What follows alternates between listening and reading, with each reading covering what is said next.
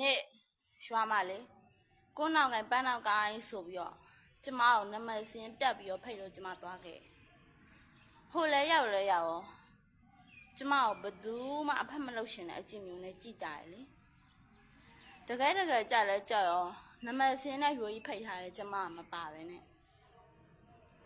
အပြိုစစ်တဲ့ကျမကမပါပဲနဲ့ပြိုသလိုလိုအိုသလိုလိုဖြစ်နေတဲ့ဟာရ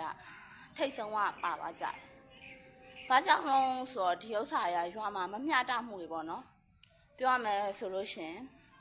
အမျိုးသမီးကောင်းနဲ့တဲ့လူတို့အမျိုးသမီးကောင်းကသဘောကျတဲ့လူတို့သူတို့အမျိုးလို့အဲ့ဒါတွေပဲပါကြပါဘောနော်ဒီအိမ်မကန်ရလို့ပြောရမှာမဟုတ်ပါဘူးဒါပေမဲ့နမစင်းနဲ့ရွေးဖက်ပြီးကမှနောက်ပြီးကြောမှကျမမလို့တော့လို့ပယ်ချခဲ့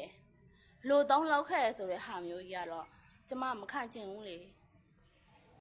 လူခံစားချက်မျိုးကျမတစ်ချိန်ဦးချမ်းလင်းအောင်တို့အနိသူတာဝန်တို့အလှမာတွေကကျမခံစားပြီးွားမို့လို့ကျမမသွားချင်ခဲ့ဘူးဒါမဲ့အမေကပြောတယ်နမစင်းနဲ့တိုက်ဖိတ်တာတမီးရဲ့အားနာပါသွားလိုက်ပါဆိုလို့ကျမသွားခဲ့ဒုတိယတစ်ချိန်ဒီလိုပြန်မျိုးဖြစ်ခံရတယ်ကျမခံစားရတယ်ရှင်းနာရတယ်